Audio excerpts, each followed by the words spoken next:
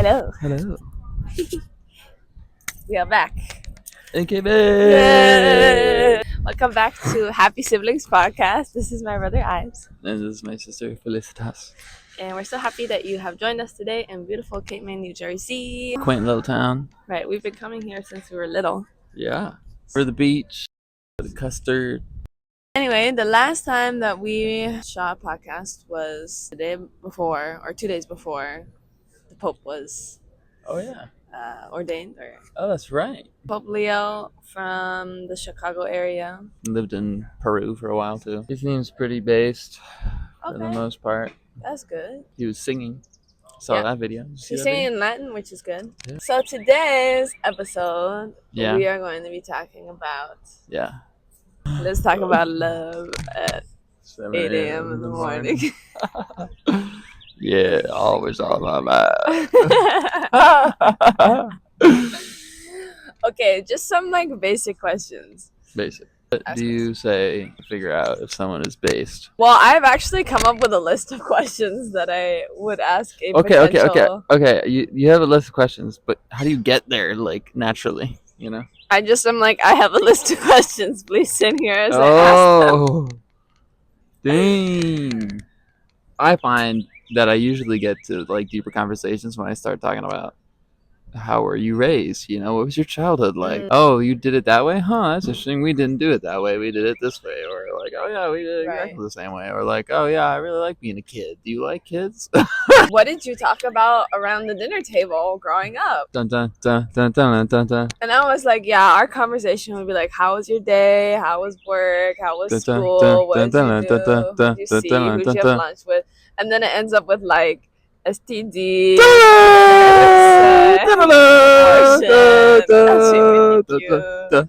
and then like religion, politics. Yeah. And then it circles back to like, okay, well that's good. Glad you have a good day at work. Yeah. That's how our dinner and I think dinner also, like for families to sit around the dinner table, you get to learn about yourself too. A lot of people don't grow up like that.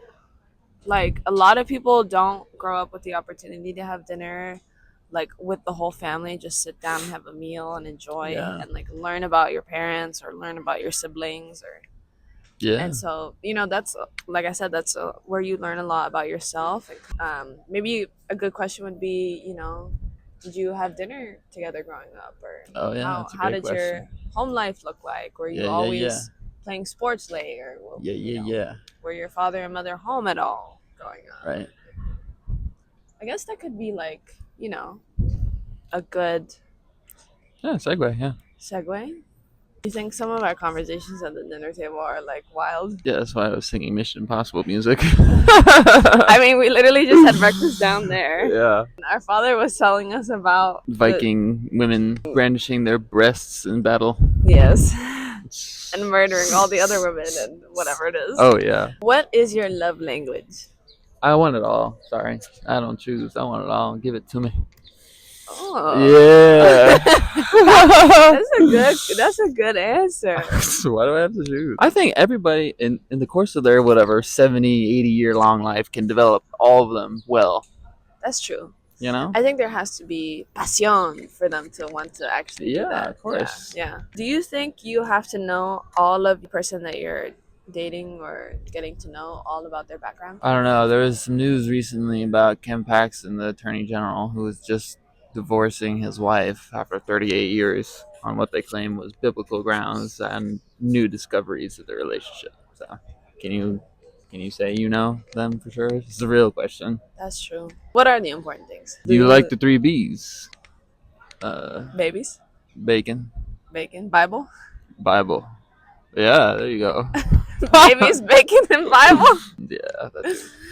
I saw a shirt and it said LGBT and it was like L for Liberty, G for guns, nice, B for and T for Trump. I heard about a baseball player. So for the Dodgers, and Dodgers are notoriously liberal, and they had to wear some sort of like pride thing for their, and it was like a rainbow. One of the baseball players wrote in Sharpie or something underneath his rainbow hat, the verse in the Bible where God puts a Mist. rainbow Yeah, in the over the sky. ark. It's the original, the real meaning of a rainbow Right. in our Promise that culture. God would not destroy the human race Race in the again, world yeah. as we know it. Yeah, what do you think about that Yeah, yeah. LGBTQ pride for the month of June? It's ugly. Sad. Sad I to me. mean, Also. it's Yeah, sad. it You is know, very it's sad one of the most important things for me that people have to agree on when you is, start to date them. yeah, do they want to be beautiful? And that really means something to me personally. Includes understanding what makes humans beautiful. People don't really think about it, but Mhm. I think what makes people beautiful is or what makes something beautiful is when it sort of sticks out, when it's like not obvious, or when it's like supernatural, something other than what you see before you. And I think we as humans have that. Yeah. And that to me specifically is bringing life into this world. And for women, that's conceive. And then for men, it's to be able to see that whenever. Those are powers. Those are like superpowers to me. Those are like incredibly beautiful superpowers. And they can only come to fruition when they're in unison, ordered that way properly. When I say the Pride Parade is ugly, it's because it's lacking, it's not acknowledging the beauty that they're wasting. It's a waste of beauty. Once you start repeating that, or once you start being prideful of it, it becomes ugliness. Not just a waste of beauty, but the opposite of beauty, which is ugliness. And in I that think what sense, you're hinting at is that beauty is the outward appearance of what God has placed within. It's all the respect towards our Creator. I think a lot of people don't actually think about the soul a lot. Beauty is when the soul, I feel like, meets the body in a union. soul meets body. And I think, like, people who go to Pride, or people who are pro abortion, or people who are more left leaning in those social topics, they're not acknowledging God as their creator, because it's very much I do what I want and I determine my own destiny and I can Yeah, choose what I want with my body. yeah. So they're not acknowledging God, and they're not acknowledging the natural and beautiful purpose of their bodies. I don't know that you have to necessarily believe in God to believe what I to understand what I just said. I think you have to just be in awe of your own ability. Like, it's insane. Why do we have the power within us to create new life? Like, I didn't Well, I didn't some wish myself into this world, you know? How do I how can I therefore then be something so crucial to someone else coming into this world like that? Just none of this makes sense to me. That's power beyond me. Well, what I'm saying is, literally, you literally cannot have that power unless God acts within. Yeah, no, I'm not downplaying the role of God in this Right. No, I see what you're saying, conversation. though. But yeah, that is another point about pride events and stuff. I mean, pride is a Sin. sin, Sloth, pride, lust, gluttony, gluttony, jealousy. jealousy, envy, Well, yeah, envy. And then, aren't there seven? anger. My kids actually, they asked me this. They asked me a lot of questions this year about like faith. Like, I think Really? this year has been the most questions I've been asked. Like, Miss, what's your favorite worship song? What's your favorite Bible verse? Wow. What's your What is favorite, your favorite like, Bible verse? Though. Second Timothy 1, chapter 1, verse 7. So it says, "For God did not create us with a spirit of fear, but of power, love, and self-control." Which really like sticks with me because, we go through this life, and sometimes like you get shy or you get embarrassed, or you don't think of yourself as like, capable, and there's a lot of self doubt, and maybe even lies that you keep repeating about yourself to yourself, like, oh, I'm not good enough, I'm not smart enough, I can't do this, I'm ugly, Yeah. I'm not capable of love. But that verse is saying no, that you are made of a spirit that is power, because power comes from God, love, which also comes from God, and self-control, which self-control, like, that is a fruit of the spirit that is so easily broken. Discipline and being kind is also self-control, because sometimes you just want to be like super nasty to the person that's giving you Yeah. attitude or whatever it is, but to be able to respond with calm and patience, like that's such self-control. Yeah. And then other things like, being able to self-control with, eating too much or, watching too much YouTube shorts or not the YouTube shorts. No. I think another question I like asking during dating is, what good things do you like to surround yourself Mm. with? I think I asked like, what do you love? Mostly it's like food, books, my friends, my family. Well, Yeah. what's your answer to that question? Because I think it's also important to Good things? come with an answer to the questions that you ask, right? Sure. Music, musical instruments, projects. I love projects. Like personal projects? Yeah, personal projects. Yeah. Research, like new ideas. Cocaine. Oh, Yeah. get lit. Ooh, also like good fashion, Yeah. interior design. I feel like we've come to this kind of age of globalism where everything is so accessible that it's kind of like, you know, the paradox of choice where you Yeah. have so much to choose from, but people just stay within like Yeah. one or two things. Yeah. And like, I think that's a good question because then you can also see how diverse that person is with their thought. Yeah. Like, do they like different foods? Do they like different musics? Do they explore different cultures? Do they speak several languages? Are they interested in art? Do they know about history?